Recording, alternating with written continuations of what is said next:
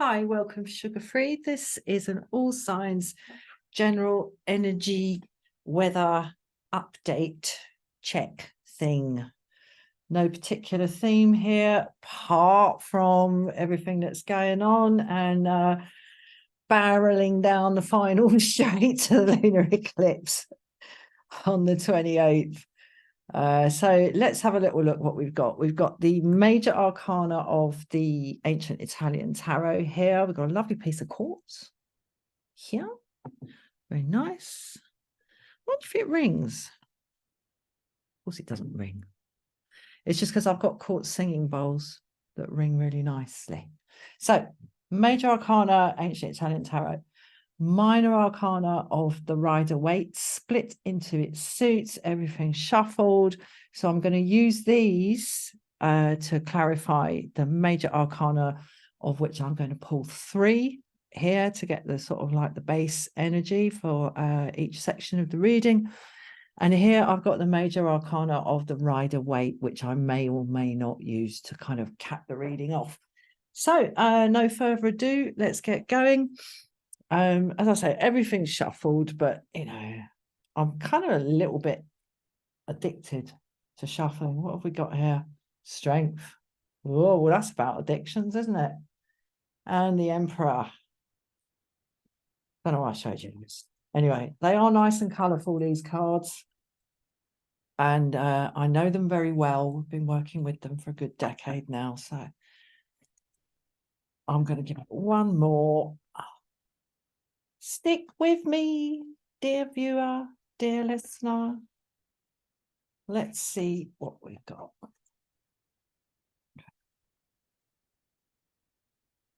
Right. Moon in reverse. Interesting. Justice. And the Hermit. Okay.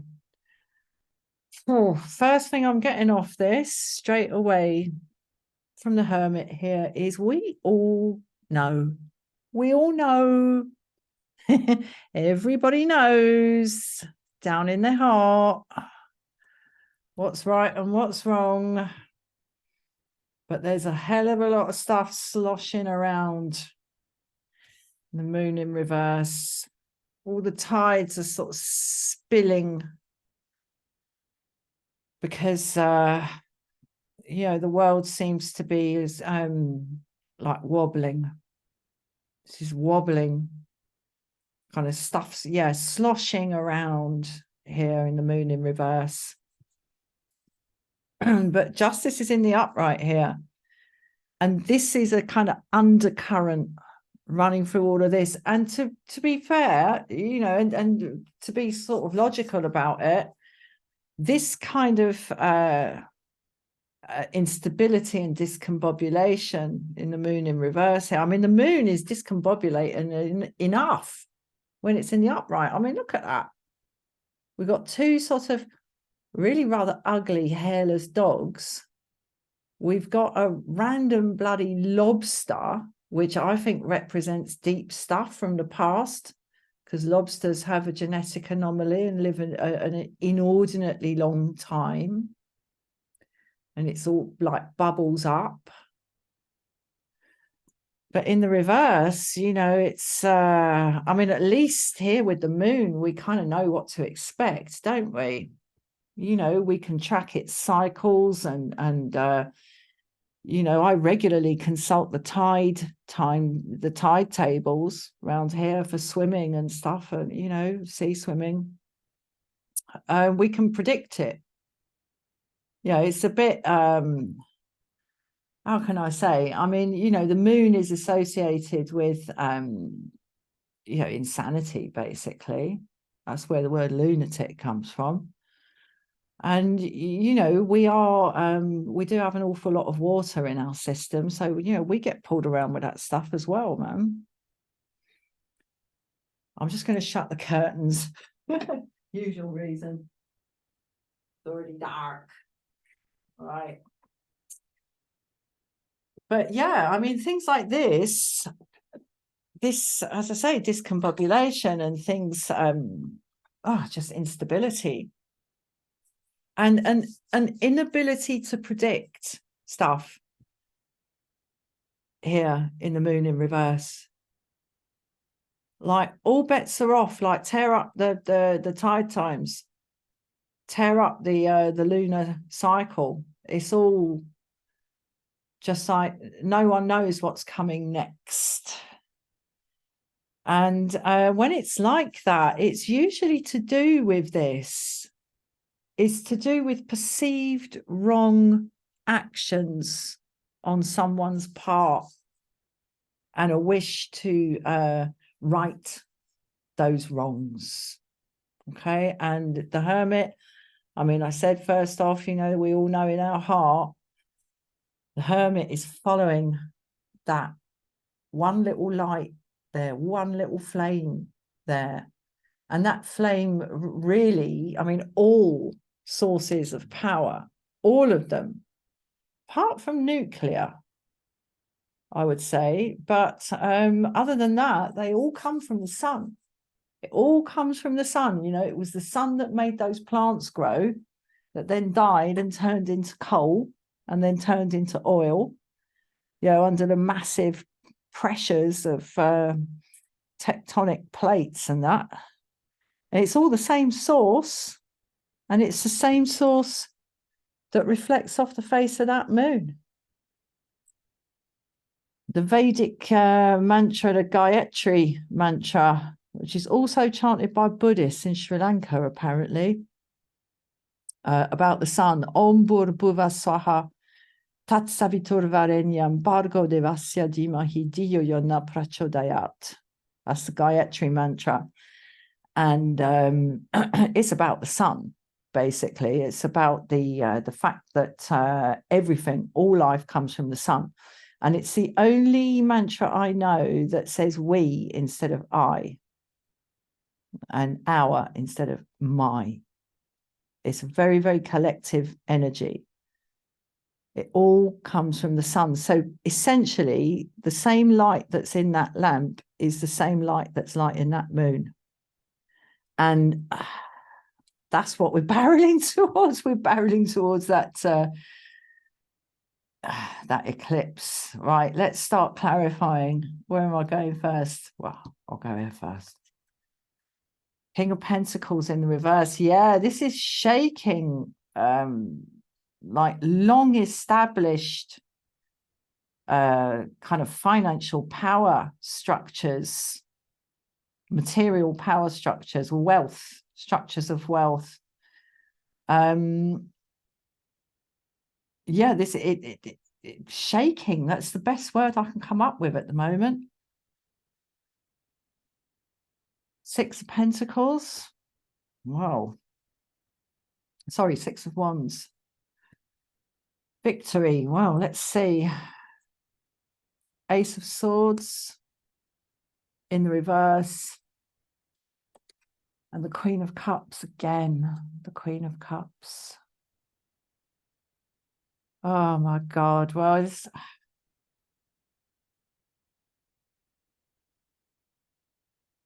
I wonder if there's a sense here that the battle, such as it is, there is only one winner. And that is the nature of the Six of Wands here. One inevitable winner. It follows on the Five of Wands, which we'll see whether it comes up or not, but where all the adversaries are equally matched. One comes out on top.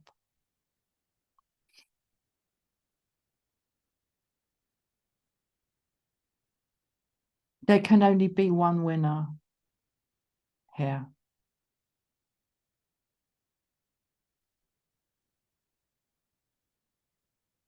And this is quiet. I mean, this is quiet energy. The Queen of Cups, and you know, the Ace of Swords is just like shh, shh. No. Shh. This, but I need to see what else comes out in the sword row here, because maybe, because you see there's a contradiction here. There's all this discombobulation in the moon in reverse, and instability and inability to predict what's coming next. And that's having an adverse effect on earning power, basically. Okay. And it's creating poverty. Okay. But then here we've got this card of victory. It seems very contradictory. Maybe that's what this Ace of Swords in the reverse is about. But nonetheless, underpinning this column is the Queen of Cups. It's like she's just sitting there amidst this insecurity and blocked forecasting, and I am listen, I'm going to be straight with you. I'm a little bit confused about what's going on here in the Six of Wands and the Ace of Swords in reverse. But it's like, what else can she do? What else can she do? There's a meme going around saying at times of instability, stick to simple tasks, like fold the laundry, do the washing up, like hoover your floor, you know, pluck your eyebrows, whatever. And there's some quality of that there in the Queen of Cups in the context of this column. I'm going to keep going because I know this is not very satisfactory for you, dear viewer, dear listener. Justice. Oh, well, justice is here about breaking some sort of alliance, some sort of mutually beneficial alliance here. This is this is a very interesting card because each person in it has their own very different role to play in getting this work done. We've got the financier, we've got the commissioner, and we've got the contractor, like the one actually carrying out the work. I wonder if something or someone or some group is getting ready to step out of what has always looked like a mutually beneficial alliance. And that's bleeding back into this King of Pentacles in the reverse here.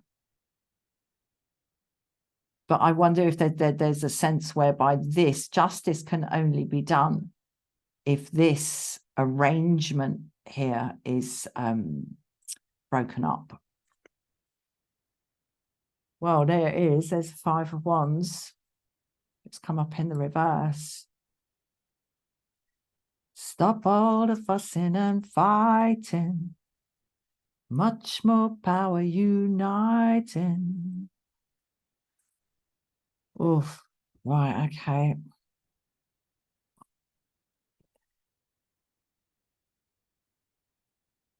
Someone here needs to get hold of this situation and sort of lay down the law, basically. But nobody knows which way to jump. You know, which cup. And I mean, we can see one of them is lit up, right? That one in the middle, and that's the self. One of my favorite readers on here calls that the cosmic shuttlecock, the magic shuttlecock. But it is, there's a person under there. Who is it? Who is it? What is the heart's desire here? We've got confusion about that.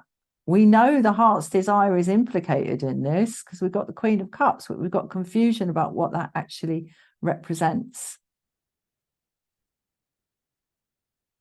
And I mean, we got a contradiction here as well, because here we've got the ending of an alliance.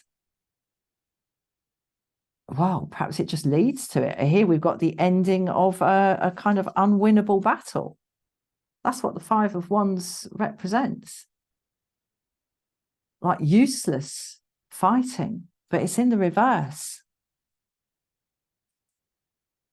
The adversaries are not equally matched. And that's why there's a wish for justice. And everybody knows that. Everybody can see. Everyone knows in their heart, you know in your heart, that this is an unbalanced situation.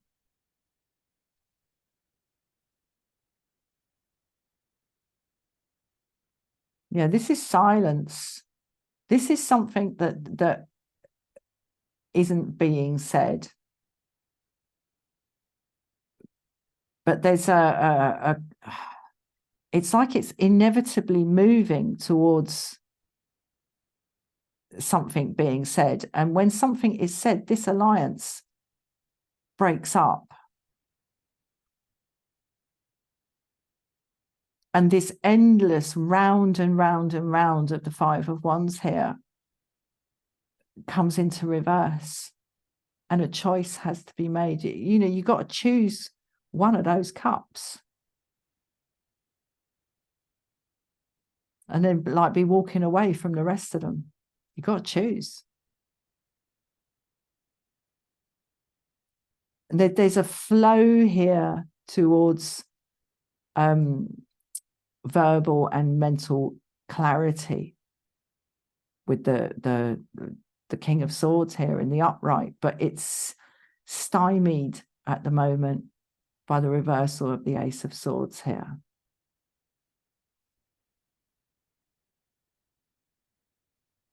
This is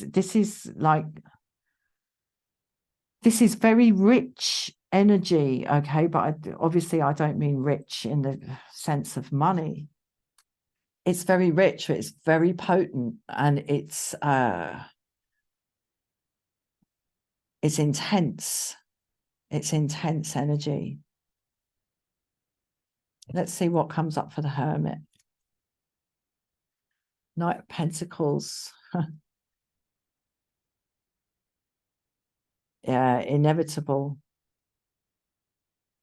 Inevitable. The Knight of Pentacles is like this. It's like watching weather coming in off the ocean. I used to live in the far west of England, right down on the toe of Cornwall, and you could see weather systems coming from hundreds and hundreds and hundreds of miles away out over the Atlantic. An amazing place to live. You'd see the weather system in the morning and it would start raining at about like 4 o'clock in the afternoon. It would just like be coming and coming and coming. This sort of bank of something unstoppable. And that's the energy of the Knight of Pentacles. Very quiet, very steady. Like the Hermit, very quiet, very steady. With a new pentacle. And I've never said that about that pentacle in the Knight of Pentacles before. It's so interesting. I see different things in these cards all the time. And the Knight of Wands.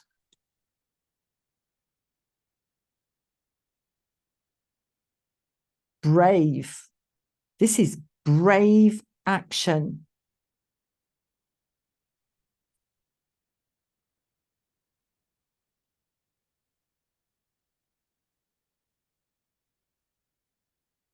Oh, shit. Oh, dear. Excuse me. This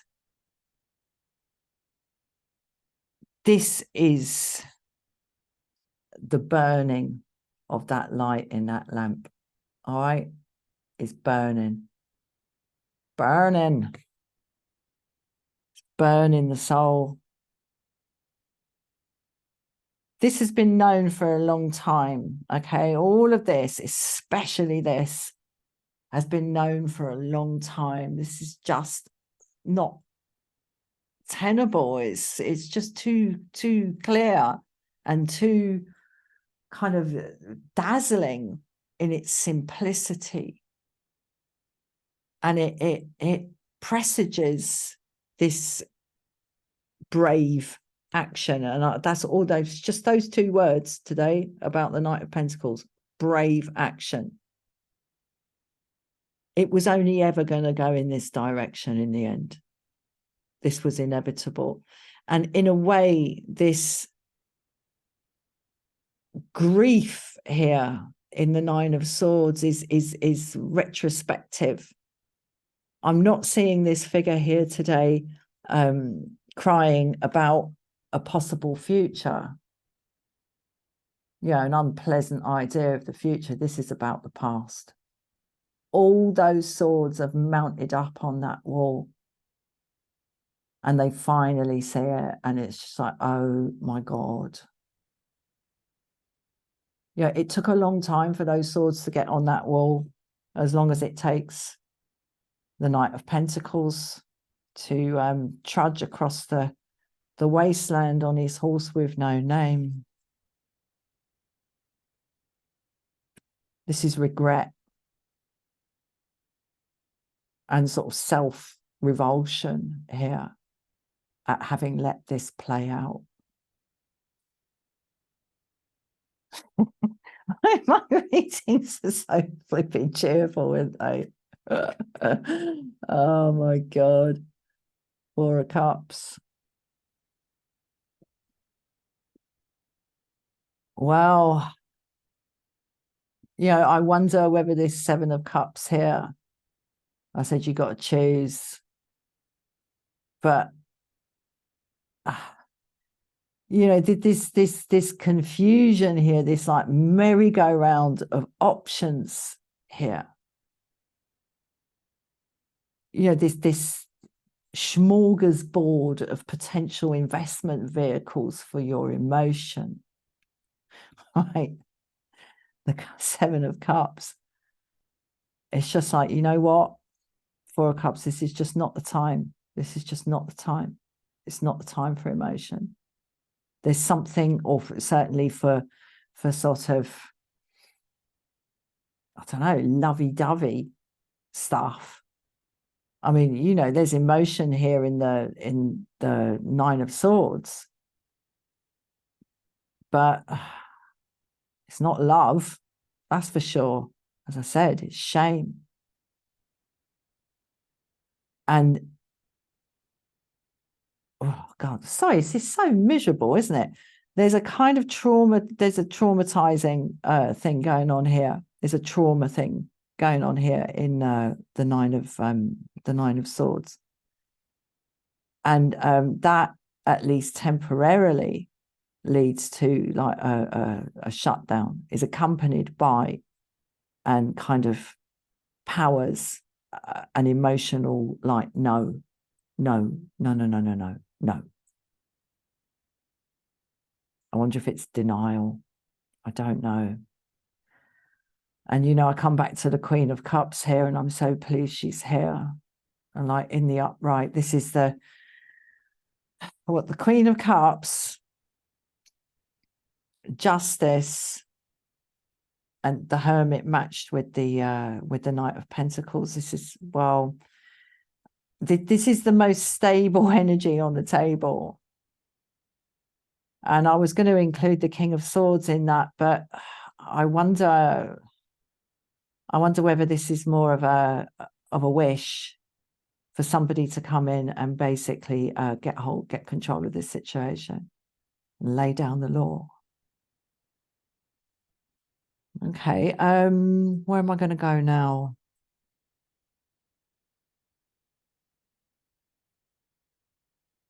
We've got differing narratives. We've got things not being said because they just can't be said.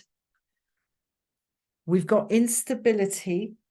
We've got a very unclear sense of where things are going. And just as I'm saying that, I'm getting this massive deja vu. Very unclear sense of where things are going. And alliances under threat, at least. A wish for justice. A re-examination, perhaps, of alliances to which people have become accustomed here in the Three of Pentacles in the reverse.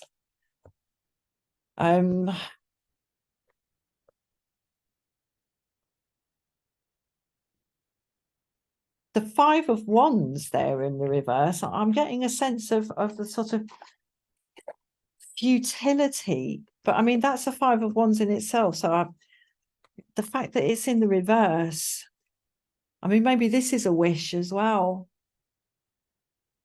And this is a wish, the King of Swords.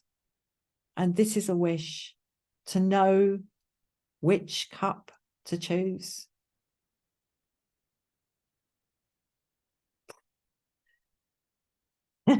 Happy days. Right, I'm going to open the Buddhist prayer deck. I'm just going to plonk it down like that and open this up and read what it says on the card. If we speak or act with a pure thought, that's the Queen of Cups. Happiness follows us like a shadow that never leaves us. And that was Dhammapada, 1st century BC. So, and it's interesting because maybe it's a different idea in the West, but sorry, in the East, but in the West, shadow often has a sort of rather negative connotation, doesn't it?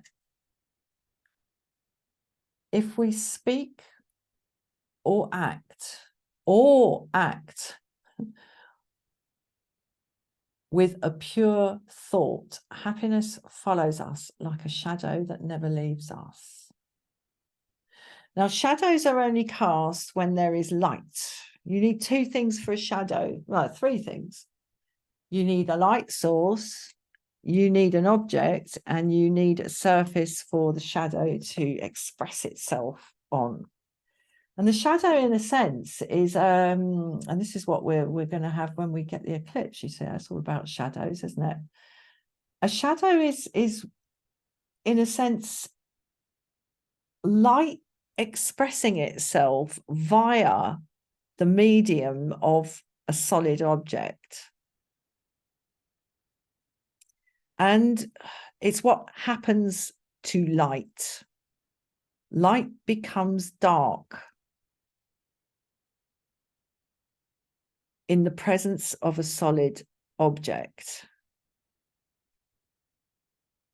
Sorry, I'm just feeling my way into this.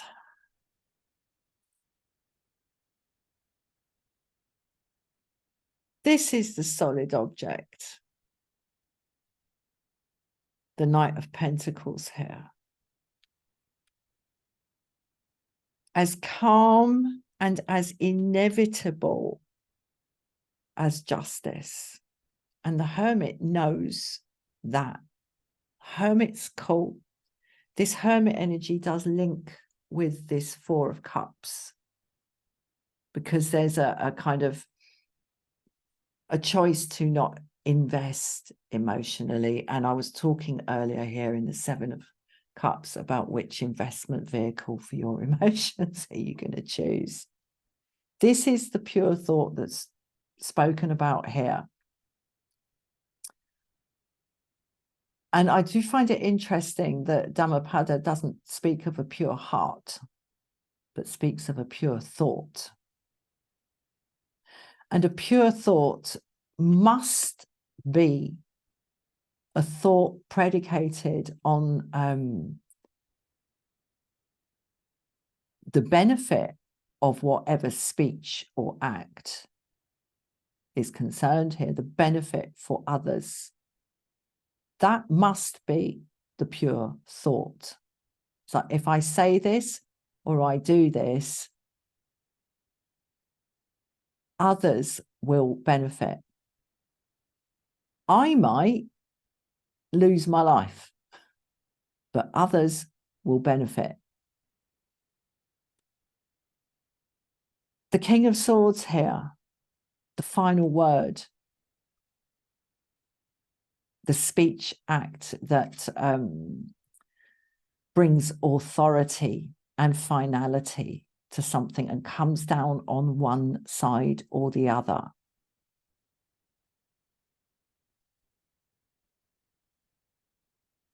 In combination with the Queen of Cups here,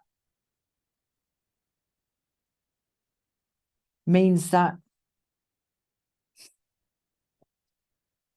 funnily enough, the shadow that never leaves us is predicated on the sun always shining on us.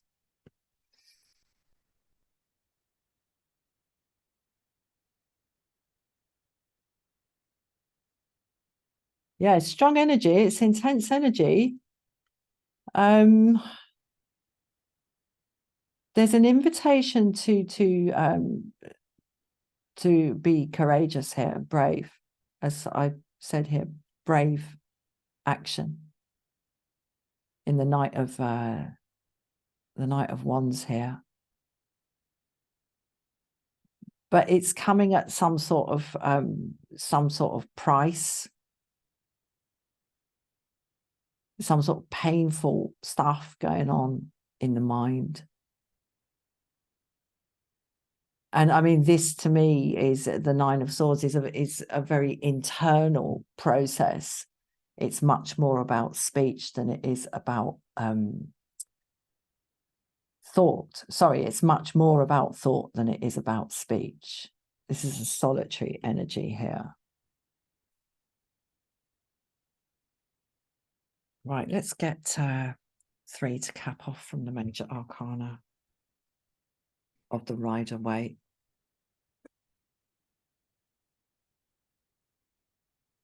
This Buddhist thing here, you know, if we speak or act, if it's like a challenge. It is a challenge because it's hard to speak and or act with a pure thought. It's really hard because we're in the body, like enlivened by the ego, and you know, we want to be comfy. We want to be comfy. We want to be secure. We want to have food in our belly. We want to be warm, you know. And when things come down to like fights over that, or questions about resources, you know, even just land as a resource, fuel, it becomes increasingly difficult to speak and or act with a pure thought. Very difficult. We've got a lot of difficulty around that on the table. Let's cap this off with 3 from the major arcana of the Rider-Waite. Strength. The Hanged Man in the reverse. And the Moon in the upright. Okay. Right. Well, this is definitely another eclipse reading. Definitely. And how interesting. And I'm very reassured, I guess, that the first card out is the Moon in reverse. The last card out is the Moon in the upright. So this thing sees itself through. It sees itself through. And there's an invitation here to get off the fence with the Hanged Man in the reverse here. The Hanged Man is the ultimate fence sitter. And, you know, sometimes that's the right place to be, depending on what outcome you're after, of course.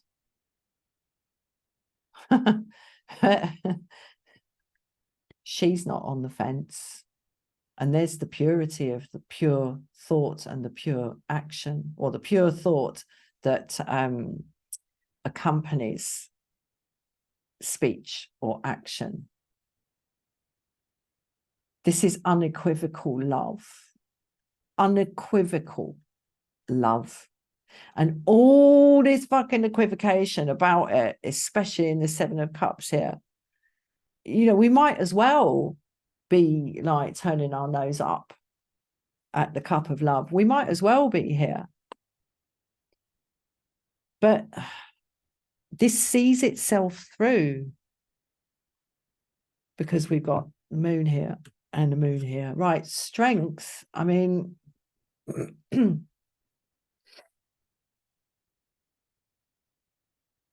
strength to speak and act with a pure thought. Definitely in the context of all this, like uppy, downy, splishy, sploshy sort of energy here. That takes, I mean, this, you know, this depiction of strength, I'm not just talking about the Rider-Waite depiction, but this kind of interpretation of what strength is, because there's, you know, the word strong is it's very mutable. It can be used in so many different ways.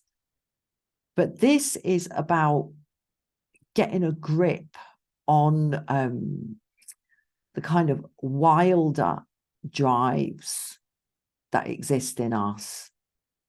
You know, the compromised root chakra and the kind of the traumatized sacral chakra to some degree or another that most of us enter adulthood with.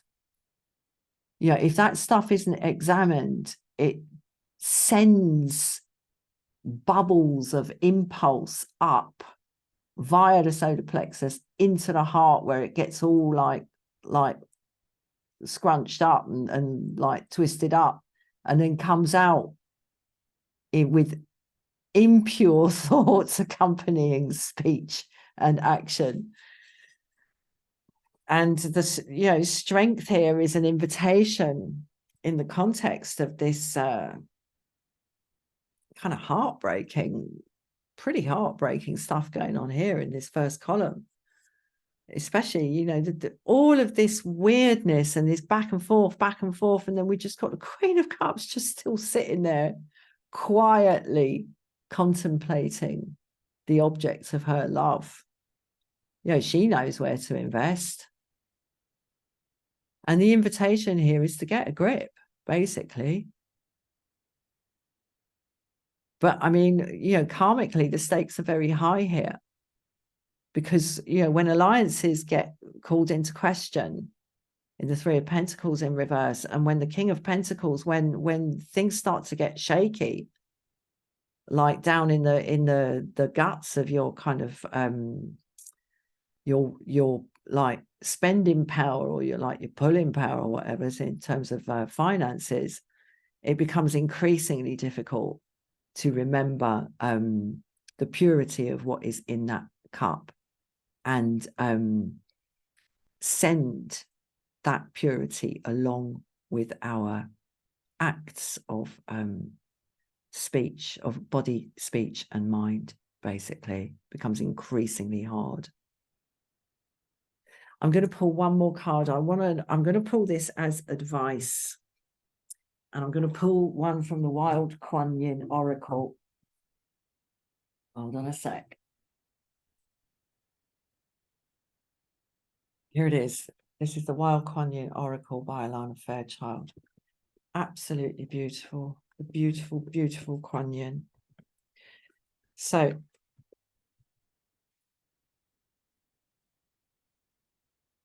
I'm just going to do what I did with the Buddhist. I'm just going to open the deck and pull this one. How wonderful. Look at that. Her joy overcomes gravity.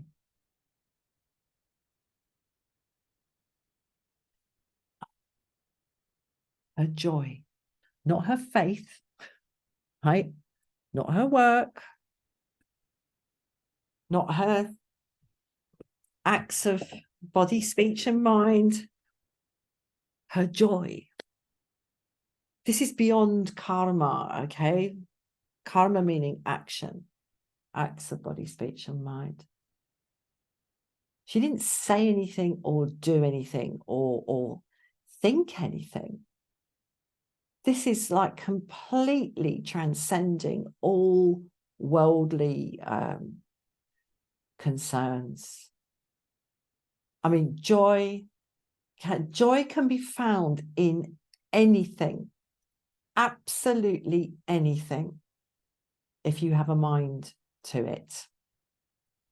And, you know, if you are motivated to that, and your mind is broad. Okay, and she's transcended gravity here.